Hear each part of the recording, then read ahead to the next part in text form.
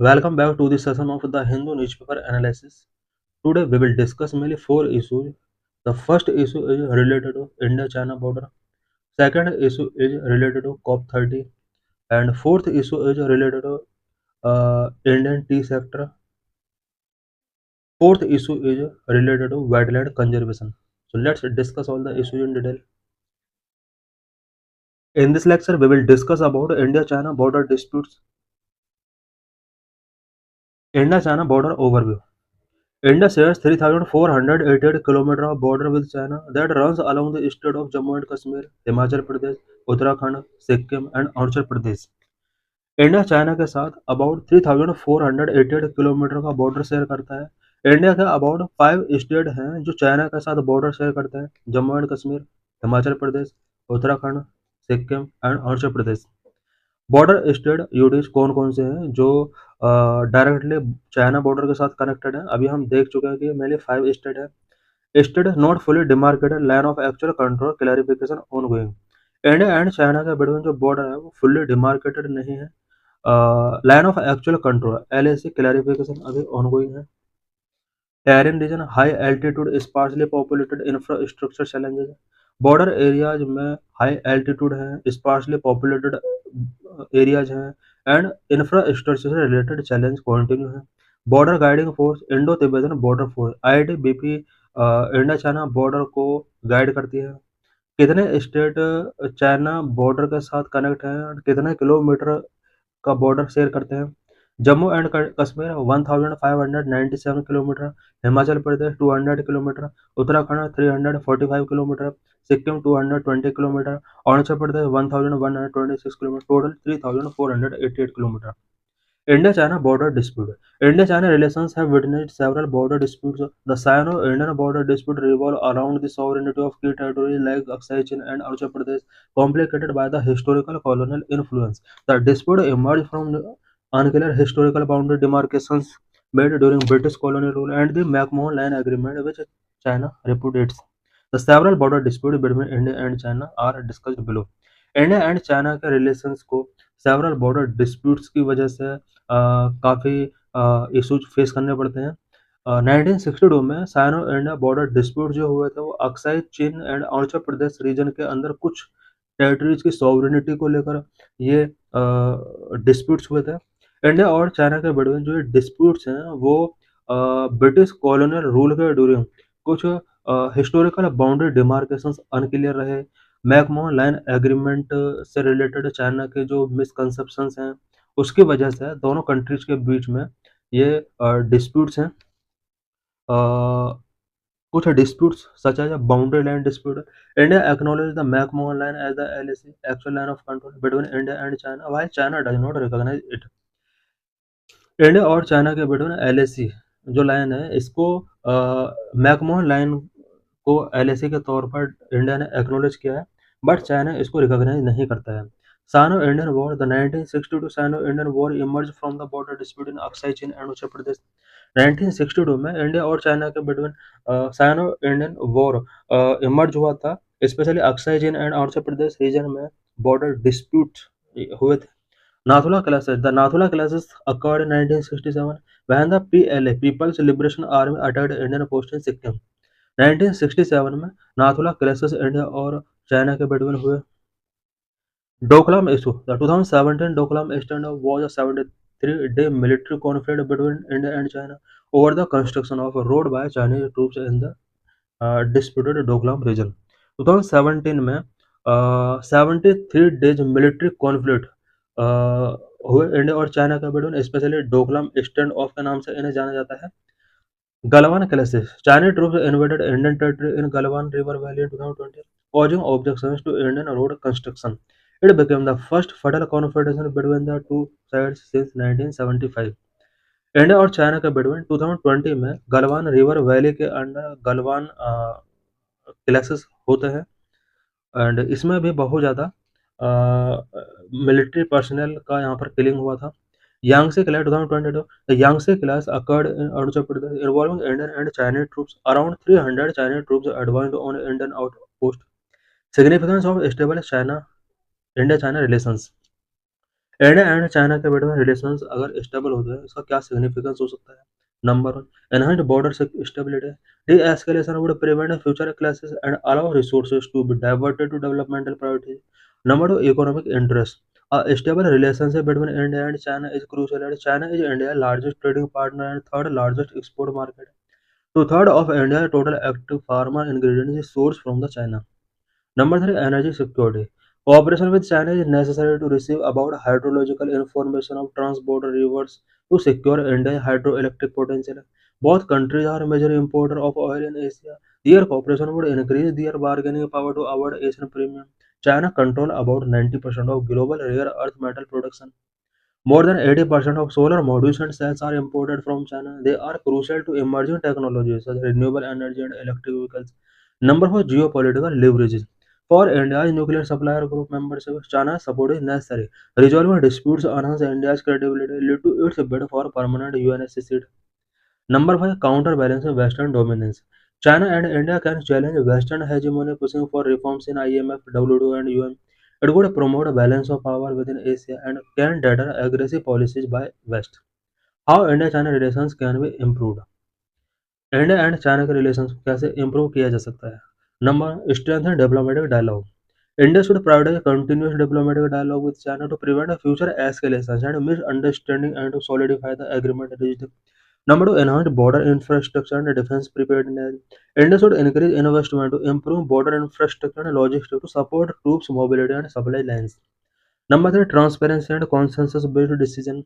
There is a need for greater transparency from the government and a need to broad consensus with the opposition on China policy. Number four, respect a consistent position. India's consistent position is that the maintenance of peace and tranquility on the border area is a prerequisite for the development of our ties, which needs to be conveyed with China.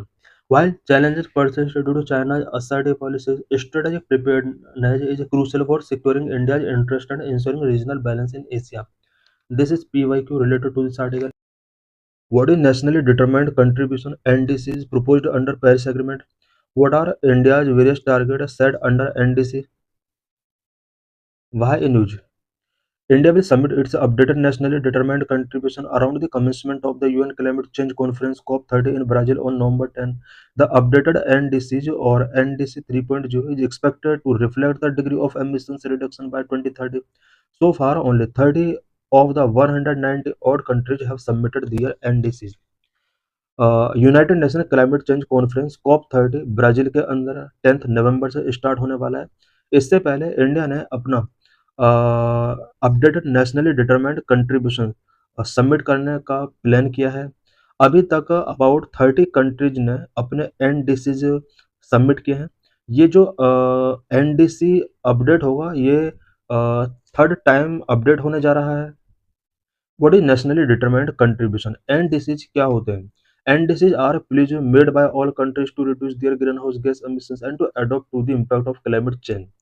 NDCs countries के द्वारा कुछ please होते हैं जिसमें वो green house gas emissions को reduce करने के लिए टारगेट सेट करते हैं। साथ ही क्लाइमेट चेंज के इम्पैक्ट को रिड्यूस करने के लिए उन कंट्रीज के द्वारा क्या क्या एफर्ट्स टेकिंग किए जा रहे हैं, इससे रिलेटेड सारे टारगेट एनडीसीज के अंदर मेंशन किए जाते हैं। As per Paris Agreement, each country is required to submit and update their NDCs in every 5 years, outlining their plans for reducing greenhouse gas emissions and adapting to climate change. Paris agreement 2015 के according every country को every 5 years में अपने NDCs को update करना होता है and submit करना होता है। इन एनडीसीज के अंदर कंट्री के ग्रीन हाउस गैस एमिशंस को रिड्यूस करने के लिए क्या क्या प्लानिंग है, क्लाइमेट चेंज से किस तरह से वो फाइट कर रहे हैं, उससे रिलेटेड सारे टारगेट इसमें सेट किए जाते हैं। India's target of last updated NDCs. Last NDCs के अंदर इंडिया के क्या टारगेट थे और उन टारगेट का प्रेजेंट में क्या स्टेटस है। India last updated it's NDCs in 2022। It's target were number one, reduce the emission intensity of its GDP bye 45% of 2005 level. पहला जो टारगेट इंडिया ने रखा था वो ये था कि 2005 लेवल से एमिशन इंटेंसिटी को जीडीपी के 45% तक रिड्यूस करना है। इट मीन्स 2005 में जो भी एमिशन इंटेंसिटी था उसके कंपेयर में इस इंटेंसिटी को 45% तक रिड्यूस करना है। एमिशन इंटेंसिटी ऑफ जीडीपी क्या होता है, इससे रिलेटेड डिस्कशंस नेक्स्ट स्लाइड में करेंगे। What is the status of this target? As of December 2023, India reported to the United Nations Climate Governing Body that the emission intensity of its GDP had been reduced by 33% between 2005 and 2019. 2003 दिसंबर तक India का जो status था, specially जो India ने United Nations climate governing body को report किया अपना status, वो ये था कि 2005 टू 2019 के बिटवीन इंडिया ने emission intensity of its GDP को 33% तक रिड्यूस किया है। Number two, source half of its electric power capacity from non fossil fuel sources.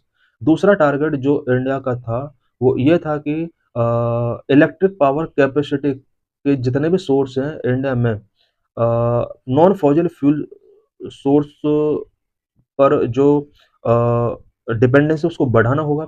It means यहाँ पर नॉन फॉसिल फ्यूल सोर्सेस के थ्रू इलेक्ट्रिसिटी पावर कैपेसिटी को हमें इंक्रीज करना होगा। Status, this June India reported installing at least 50% of its power capacity from non fossil fuel sources. इस year के June month तक इंडिया ने ये रिपोर्ट किया कि इंडिया ने अपना power capacity 50% power capacity non fossil fuel sources के थ्रू एस्टेब्लिश कर रहा है। Number 3, create a carbon sink of at least 2 billion ton by 2030। India ने टारगेट रखा कि 2030 तक 2 billion ton carbon sink create करेगा India. What is emissions intensity of the GDP? Emissions intensity of the GDP refer to the amount of carbon emitted per unit of GDP and does not mean a reduction in net emissions. Emission intensity of GDP का meaning होता है कि पर unit of GDP के base पर कितना amount carbon emit किया जाता है। This is known as emissions intensity of GDP. Issue of fossil CO2 emissions. Fossil CO2 emissions related क्या क्या इशूज हैं, क्या क्या चैलेंजेस हैं। Global fossil CO2 emissions increasing year by year. In 2024, global CO2 emissions were increased by 0.8% compared with 2023. In 2023, it was rise by 1.2% compared with 2022. Global fossil fuel CO2 emissions year by year increase हो रहे हैं। 2024 में CO2 emissions globally 2023 के compare में 0.8% तक increase हुआ। 2023 में 2022 के कंपेयर में 1.4% तक इंक्रीज हुआ। In 2023, the largest absolute contributions to global fossil CO2 emissions were from China, US, India, European Union. 2023 में लार्जेस्ट एब्सोल्यूट कंट्रीब्यूटर कंट्रीज जो रहे हैं CO2 एमिशंस के, वो चाइना जो कि 31% फॉसिल CO2 एमिट करता है, US 13%, India 8%, European union 7% increase करता है। इट मीन्स यहाँ पर यह डाटा गिवन है कि कौन सा country global fossil CO2 emissions में अपना कितना रोल रखता है। These four regions accounted for 59% of global fossil CO2 emissions, while the rest of the world contributed 41%. ये चार countries global fossil CO2 emissions में 59% का कंट्रीब्यूशन करते हैं, बाकी जो वर्ल्ड है वो ओनली 41% तक ही कंट्रीब्यूट कर रहा है। The 2024 global carbon budget projected fossil carbon dioxide emission of 37.4 billion ton, up 0.8% from 2023. 2024 में ग्लोबल फॉसिल CO2 एमिशंस जो रहा है अबाउट 37.4 बिलियन टन रहा है। इसमें चाइना का कंट्रीब्यूशन सबसे ज़्यादा है, इंडिया थर्ड नंबर पर आता है, यूएस सेकंड नंबर पर आता है। चाइना ने about 12 billion ton CO2 emit किया था 2024 में, वहीं यूएस ने 4.9 बिलियन टन, इंडिया ने 3.2 बिलियन टन CO2 एमिट किया था last year. Global per capita fossil CO2 emissions. Per capita fossil CO2 emissions related क्या स्टेटस है?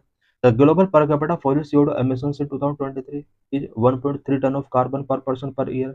पर capita fossil CO2 emissions country wise 3.9 in US, 2.3 for China, 1.5 for the European Union and 0.6 for India. Global per capita CO2 emissions की अगर बात की जाए 2023 में पर पर्सन पर कैपिटा जो CO2 एमिशंस किए गए हैं 1.3 टन रहा है।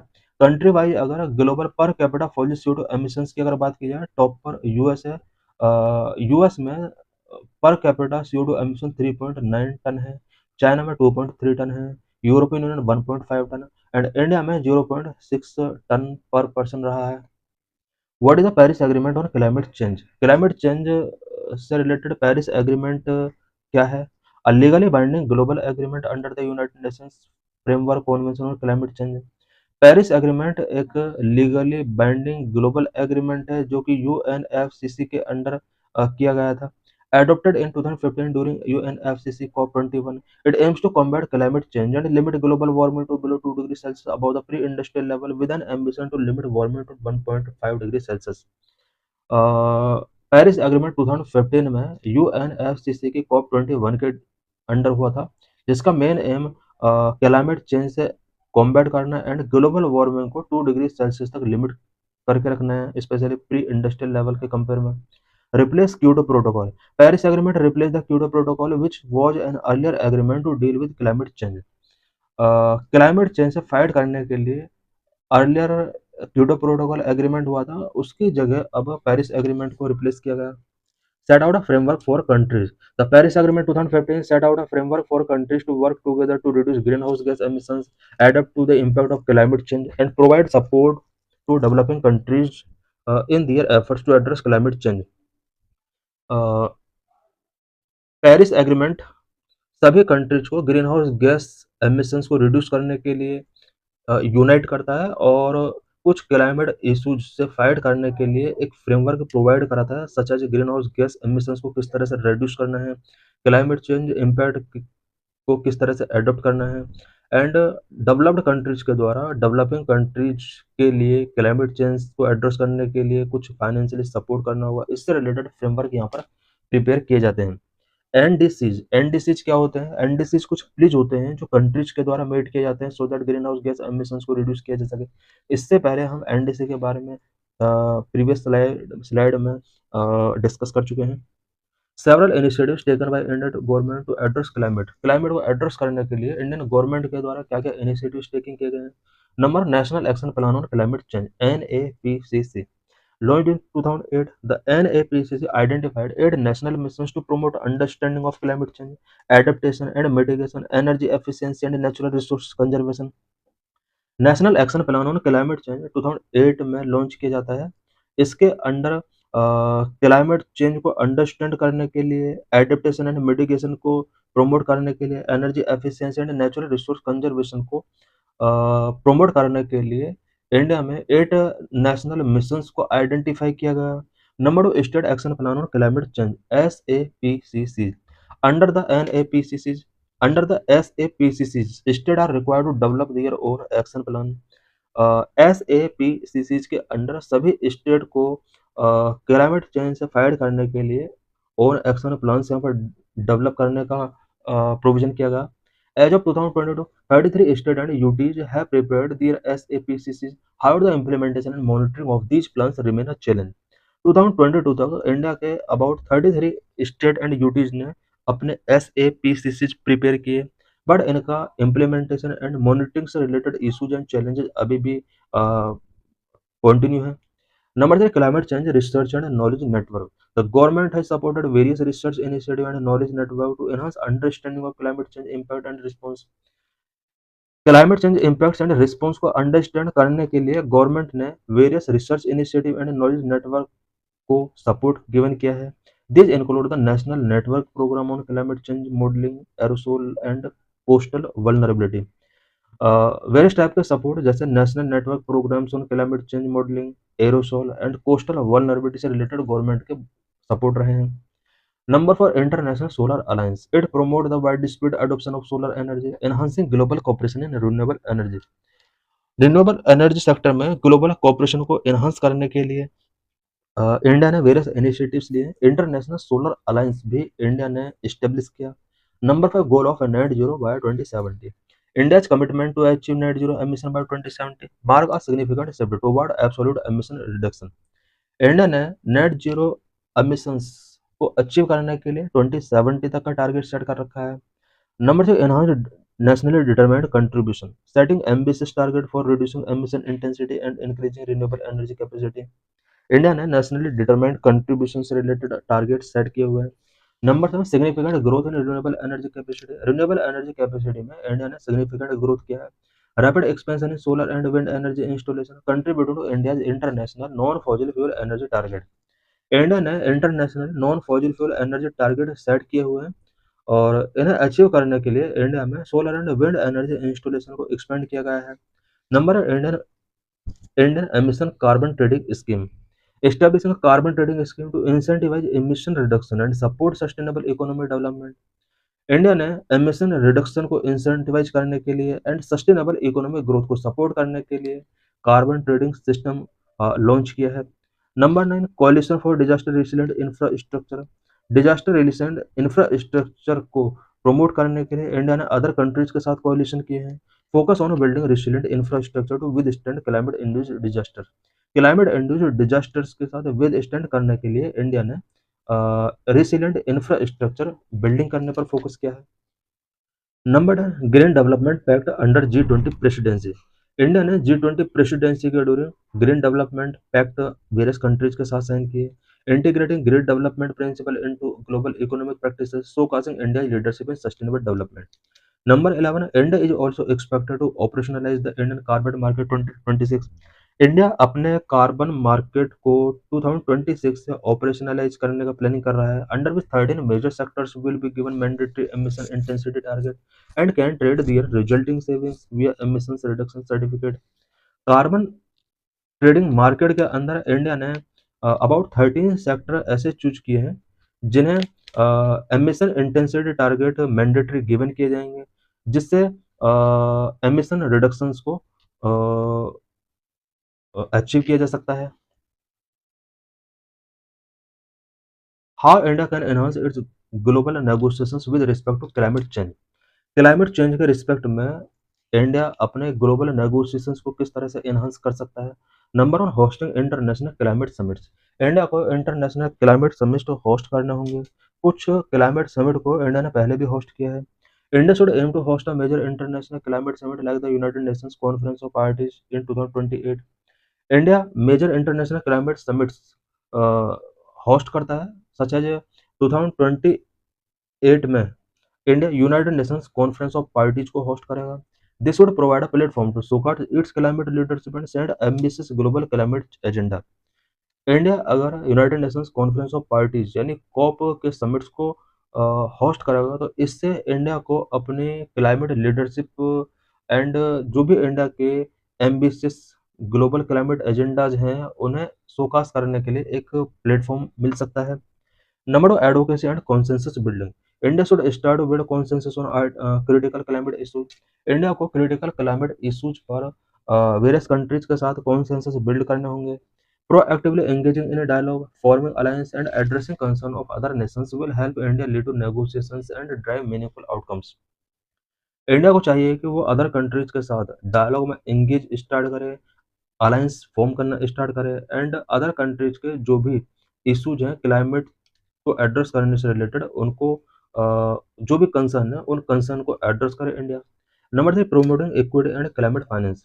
India should emphasise equity in climate action and finance in international forum, advocating for fair treatment of developing countries and pushing for enhanced climate finance mechanism will strengthen India's position as a leader of global south।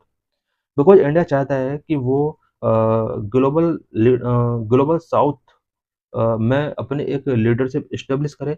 इसके लिए India को चाहिए कि वो international forums पर climate actions में equity को emphasise करे, फाइनेंस से रिलेटेड जो भी इश्यूज हैं वेरियस कंट्रीज के उन इश्यूज को रिजॉल्व करे। In this lecture, we will discuss about Indian tea industry.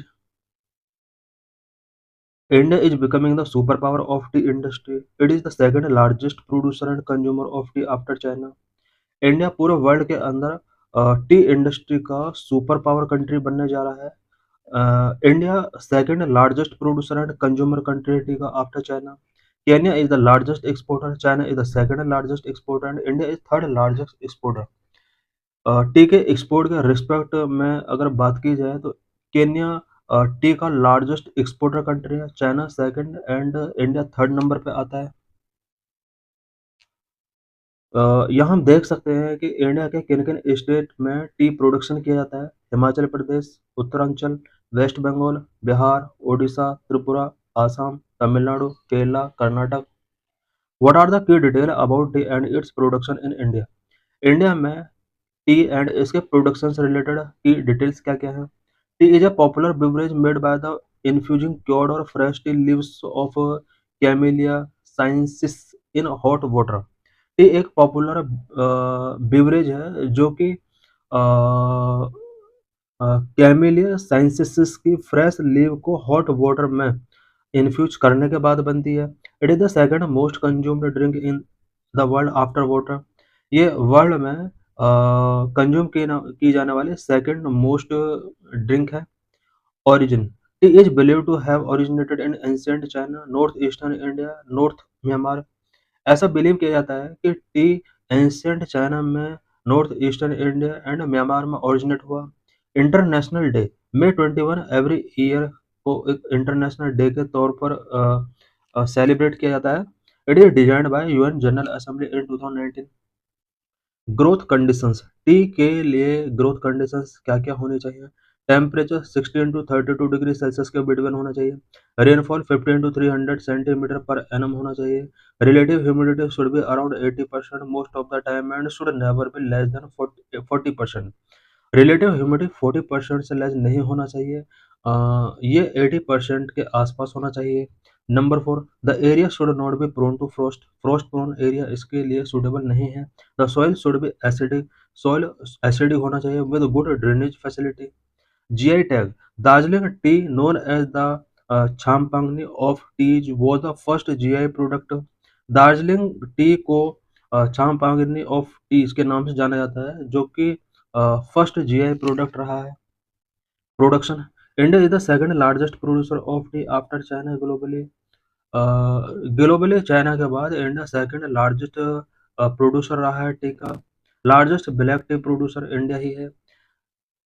The majority of its annual production comes from Assam and West Bengal.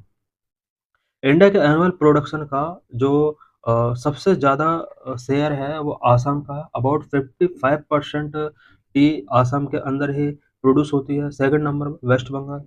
Consumption: India is among the world's top tea consuming countries with 80% of its product consumed domestically. India जितना भी T produce करता है उसका 80% domestically वो consume कर लेता है। Regulator: T board of India इसको रेगुलेट करता है। What is T board of India? Statutory body set up under T act 1953। T board of India is a statutory body set up under Section 4 of the Tea Act 1953 was constituted on the 1st April 1954। Tea board of India tea act 1953 के under set up की गई और ये एक constitutional statutory body है। The present tea board is functioning as a statutory body of the central government under the ministry of commerce. Present tea board of India जो है वो सेंट्रल गवर्नमेंट के एक स्टैट्यूटरी बॉडी के तौर पर work करता है under ministry of commerce. Head office इसका कोलकाता के अंदर है। Oversee office Dubai and Moscow. Functions of T board of India: rendering financial and technical assistance for the cultivation, manufacture and marketing of tea, export promotion, aiding research and development activity for augmentation of tea production and improvement of tea quality। What are the factors contributing to the crisis in a tea industry in India? India में T industry कौन कौन से crisis face कर रही है, उन crisis के लिए क्या क्या फैक्टर्स रिस्पॉन्सिबल है? Number one, stagnant prices. Prices tea का स्टैग्नेंट है, इंक्रीज नहीं हो रहा है।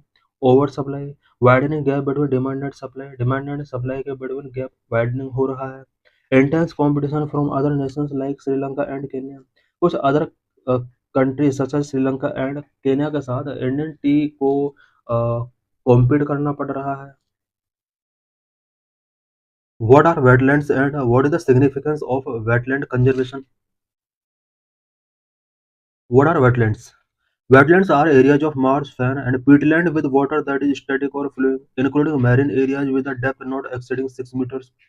वेटलैंड मार्स एंड फैन के कुछ एरियाज होते हैं, साथ ही कुछ पीटलैंड जहाँ पर वाटर स्टैटिक या फ्लोइंग कंडीशन में है। इसके अंदर मैरीन एरियाज भी इंक्लूड होते हैं जहाँ पर 6 मीटर से ज़्यादा डेप्थ नहीं होता है। इस तरह के एरियाज को वेटलैंड कहा जाता है। Wetland are ecotone having land transitional between aquatic and terrestrial ecosystem. Wetland ecotone होते हैं जो कि एक्वेटिक एंड टेरेस्ट्रियल इकोसिस्टम के बिटवीन लैंड ट्रांजिशनल रखते हैं। Types of wetlands. Wetland India में कितने टाइप के होते हैं? Number of coastal wetland found between land and open sea such as shore lines, beaches, mangroves and coral reefs.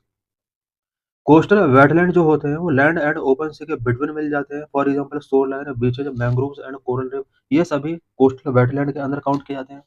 Number of shallow lake and ponds wetland areas of permanent water with little flow including ponds, spring pools, salt lakes and volcanic craters lake। shallow lake and ponds भी wetland के category में आते हैं। ये permanent water वाले areas हैं।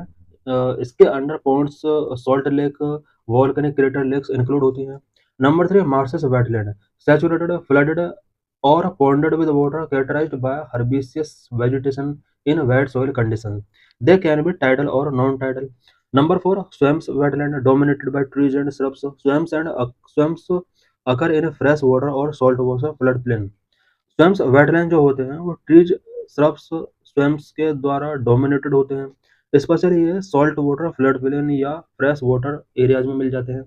Number 5 box wetland water logged peatland found in old lake basin or landscape depression with most water coming from rainfall। Number 6 estuaries wetland estuaries are areas where rivers meet the sea transitioning from fresh to salt water rich in biodiversity। Estuaries wetland जो होते हैं वो fresh water को salt water के साथ transitioning करते हैं और ये यहाँ पर रिच बायोडाइवर्सिटी होता है। Examples include deltas, tidal mud floods and salt marshes. What is the status of wetland in India? India में वेटलैंड का क्या स्टेटस है? India is approximately 2,31,195 wetland. Only 92 wetland have been officially notified for protection under the wetland rules 2017। India के अंदर approximately 2,31,195 wetland है। इनमें से only 92 wetland है जिन्हें वेटलैंड रूल 2017 के अंडर प्रोटेक्शन गिवन किया गया है। Initiative taken for conservation of wetland. Wetland को कंजर्व करने के लिए इंडिया में क्या क्या इनिशिएटिव टेकिंग किए गए हैं? Number 1 Ramsar convention. India joined the Ramsar Convention of February 1, 1982 and had designated 85 wetlands covering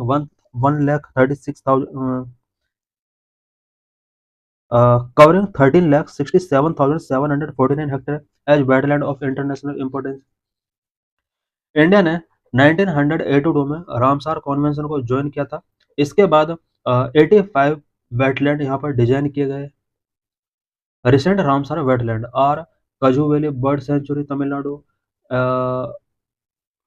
नंजारन bird sanctuary and Madhya Pradesh Tawa reserve. Number of Montreux record it is a register of wetland site under Ramsar convention on the list of wetland of international importance. Montreux record जो होता है ये Ramsar convention list में जितने भी wetland site है उसका एक रजिस्टर होता है। Number 3 wetland conservation and mangrove management rule 2017। Action plan of MOEFCC national plan for conservation of aquatic ecosystem, Amrit Dharohar capacity building scheme. Significance of wetland. Wetland का क्या सिग्निफिकेंस होता है? Number 1 natural water filter. Wetland act as a natural water filter by trapping sediments, breaking down pollutants and absorbing excess nutrients. This process improve water quality, make it clearer and safer for human consumption and supporting overall ecosystem health। Wetland natural water filter के तौर पर work करते हैं because ये sediments को trap करते हैं, pollutants को ब्रेकिंग करते हैं, एक्सेस न्यूट्रिएंट को एब्जॉर्ब करने का काम करते हैं। इससे वाटर की क्वालिटी इंप्रूव होती है जिससे ह्यूमन कंजप्शन के लिए वाटर क्लीनर होता है। Number of flood prevention. Wetland absorb and store excess water, reducing flood risk and protecting homes and infrastructure. Wetland excess water को एब्जॉर्ब करते हैं, स्टोर करते हैं, फ्लड रिस्क को रिड्यूस करने में इनका एक इंपॉर्टेंट रोल होता है, साथ ही होम्स एंड इंफ्रास्ट्रक्चर को प्रोटेक्ट करने में भी इनका इंपॉर्टेंट रोल होता है। As per national disaster management authority wetland can significantly reduce the flood risk in surrounding areas by up to 60%। Number 3 habitat for wildlife. Wetland provide habitat for many species of fish, birds, and other wildlife, including threatened species like the Saurus crane। Wetlands support over 40% of the world's species, despite covering only about 6% of the Earth's surface। Wetland पूरे world के about 40% species को support provide करते हैं। Number 4, carbon sequestration. Wetland store large amount of carbon in their soil and vegetation which have to mitigate climate change. The Indian Network for Climate Change Association emphasizes that restoring wetland can significantly contribute to India's climate goal by improving water quality, enhancing carbon sequestration, and reducing flood risk. Number 5, livelihood. Many communities depend on wetland for their livelihoods through agriculture, fishing, and tourism. बहुत सारे communities हैं जो livelihood के लिए wetland पर depend रहती हैं for agriculture, fishing and tourism. About 1 billion household in Asia, Africa and the America rely on rice cultivation for their livelihood. Wetland paddy rice is a staple for 3.5 billion people, providing 20% of global calorie intake. Wetland paddy rice ये एक staple food है जो कि 3.5 billion people को food provide कराता है और wetland area इस कल्टीवेशन के लिए बहुत ही इंपॉर्टेंट है।